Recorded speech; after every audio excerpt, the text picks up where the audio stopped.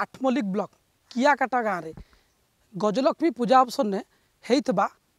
ऑपरा जेनटा कि गोटे यात्रा मंडप करते गाँ लोके कमिटी वाले जेनटा कि कमिटी ऑपरा मंचस्थ करते अधा रातिर साथी जेने कि ऑपरा रे एते जीवंत थिला जी जेनटा कि दर्शक मध्य राति तमाम उठी नहीं थिले जगानु हेले भी ऑपरा ने किछि जीवंत अभिनय को लेकिन बोतल माड़ होता जेनटा कि निजर गाँ ऑपरा ने निजे मंचस्थ करके लोक को बांधी रखी कलाकार माने आलोचना करबा तांको सहित आज्ञा आपण को ओटीपी को स्वागत करुच्ची प्रथम गाँव निर्देशना केमती क्या थिला सर देखंतु सर्वप्रथमे आम गाँ पिला माने जेतेबेले मते कहले जे आपण निर्देशना देबे ठीक अछि भाई मु ताले निर्देशना देबी आ मो कथा अनुसार तुम जदि चलियो ताले मु निर्देशना देबी शांति श्रृंखला टिके बजाय रखियो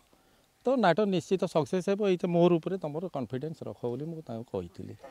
परिश्रम केमती परिश्रम तो सर मुझे करी मो पिला माने भी मत ठीक पारिश्रमिक देइचन बोली मु अनुभव करुच्ची आउ जी आमर कृष्णा रूल रे जी थिले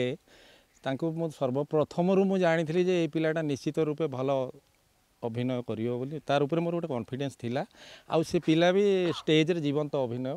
करिक देखाई देला जो भला डायरेक्शन देइथिले से भला डायरेक्शन तो मो बॉयडा प्ले कली मेन कथा है मो रोल उपरे बहुत फोकस करी जोटा कि मते